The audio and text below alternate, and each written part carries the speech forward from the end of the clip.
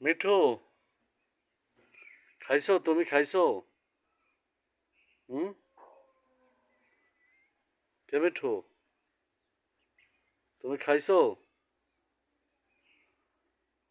ভাত খাইছো? ভাত খাইছো?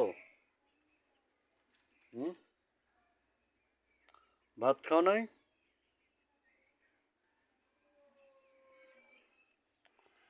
বলছি তুমি ভাত খাও নাই? ভাত খাও নাই?